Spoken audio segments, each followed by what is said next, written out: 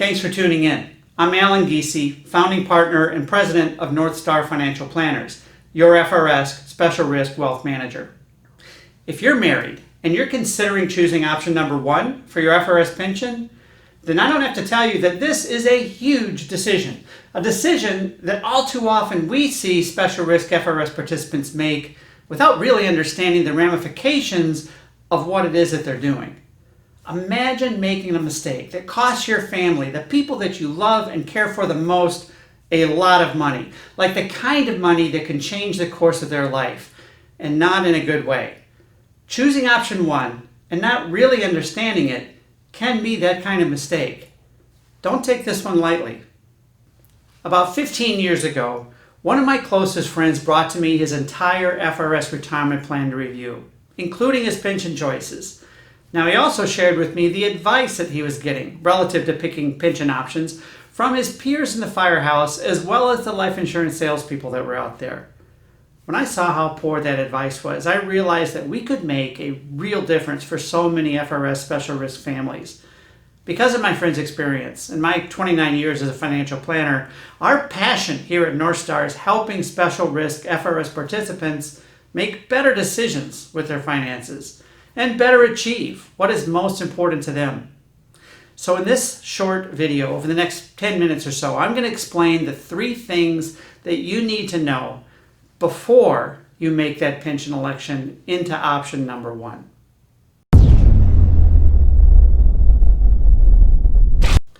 The first thing you have to understand is that this is one of those decisions that once you make it, you can't change it. As soon as that first payment is made into your drop or directly to you, you're living with it for the rest of your life. And your spouse is living with it for the rest of theirs as well. So what are we talking about with option 1? What is option 1? How do special risk retirees even consider choosing it over the other choices?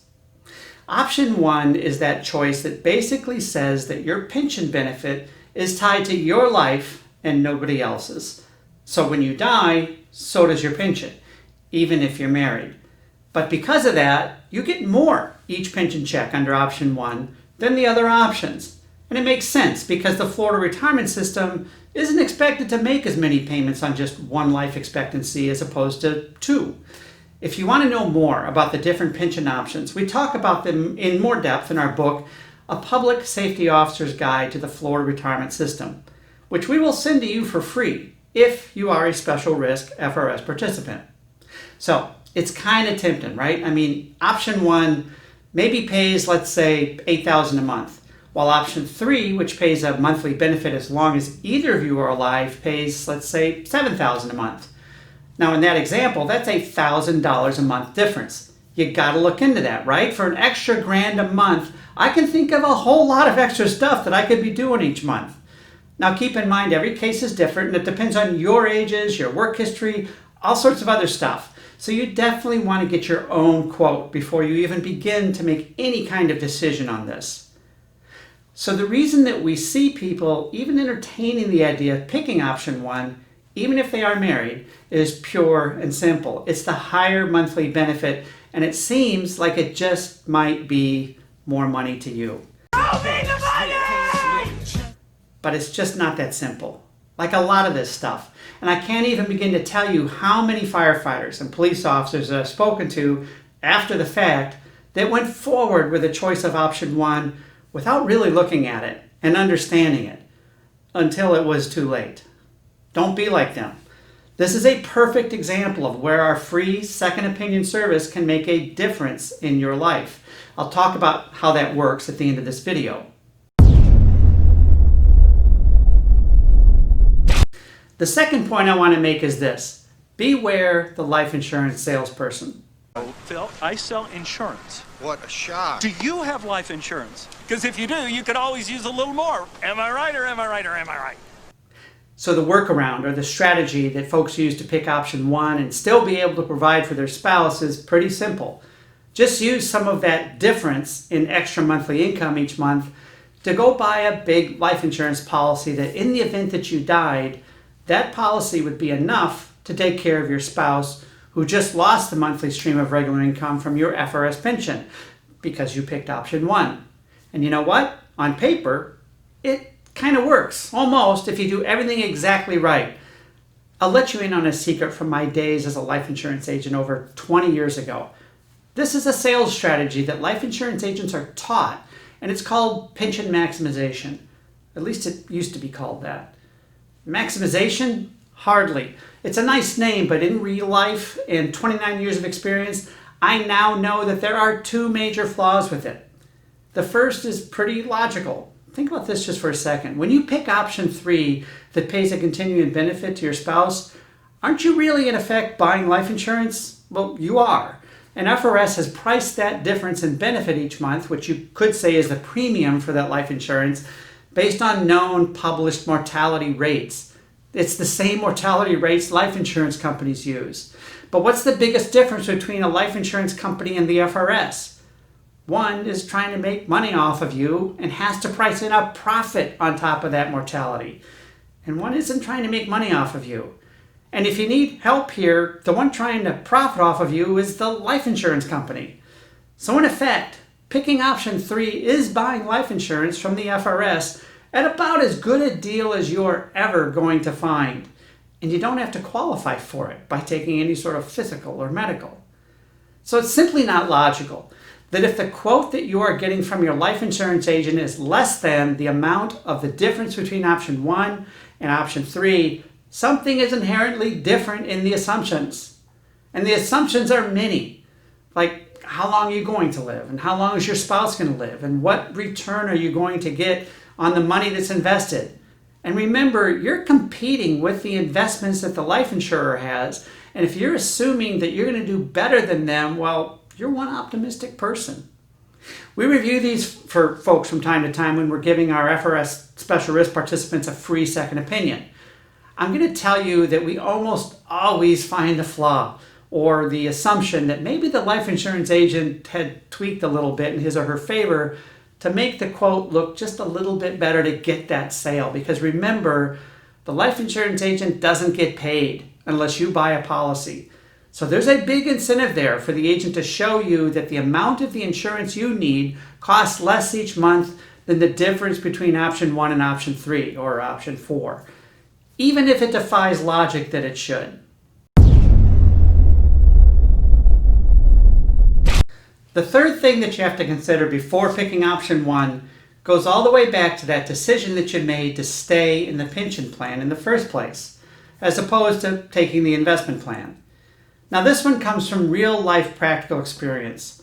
Watching the widow of a couple who had picked option 1 with life insurance actually deal with the loss of her husband and that pension check that was automatically deposited each month in their checking account, both of those things got cut off at the same time. And it wasn't what you'd expect that was the problem.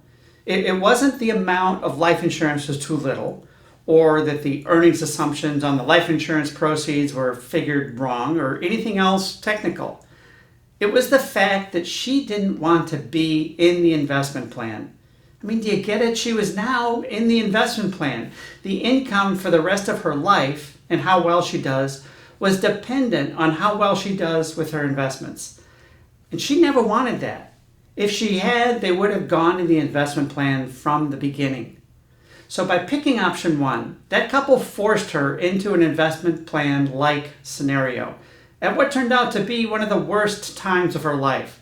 She just lost the man that she'd been married to nearly all of her adult life. She was distraught. She didn't want to think about investing or making investment decisions or anything else.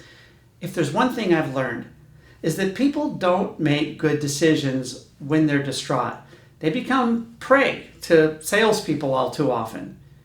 And one last thing, if your life insurance agent starts talking to you at this point about using an annuity to provide you that income, then you're completely missing the point.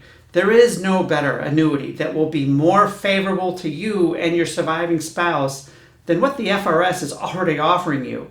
Go back and watch point number 2 on that one. If the annuity is coming from a life insurance company, they're there to profit off of you. Buyer beware.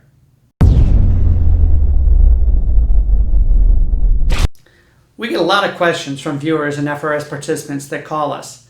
But the number one question that we get is if we have some way that we can just review or offer a second opinion on what it is that they're doing. And we do. It's called, not surprisingly, our free second opinion service. And here's how it works. We'll meet initially to talk about what's important to you, what you want, where you are now, where you want to go. We'll look to see if there are any gaps and give you our ideas on how to fill those gaps. And after those 2 meetings, one of 3 things is going to happen. 1, you might see how working with us would add some value to your life, and we'll talk about how we might be able to help you do that and what the costs are. 2, you could be in excellent shape. There's really nothing or not much that we can help you with, so we'll tell you to just stay the course. You're doing fine on your own, and obviously you don't need us. Or 3, you might need some help, but we're just not the right place to help you. If that's the case, we promise to point you in the direction that you need and send you in that direction. In any case, you're going to come out benefiting. Now, why do we do that? Because even if we can't help you beyond second opinion, if we treat you right and are honest and upfront, you will remember that. My guess is that you're going to run into somebody who needs our help more than you do. We actually get a lot of our clients that way. Let me finish with this quick story. I noticed something was wrong with my pool pump the other day.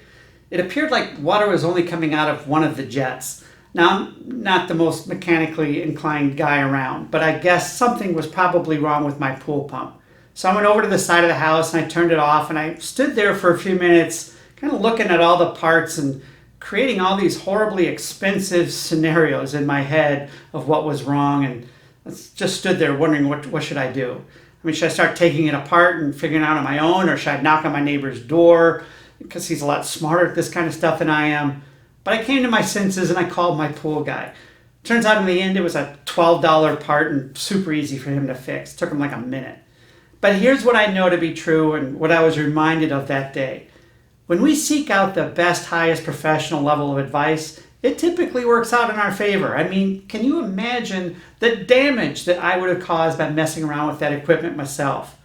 Asking someone who lives and breathes this stuff got me the right answer and probably saved me a lot of money. Well, certainly a lot of aggravation. Our passion here at North Star is helping FRS special risk folks make better decisions with their finances. It's what we do. Thanks for watching. Thanks for liking this video below. When you like it, you're helping other FRS participants by guiding them to it, and that's a good thing. Thanks for all you do, and keep staying safe.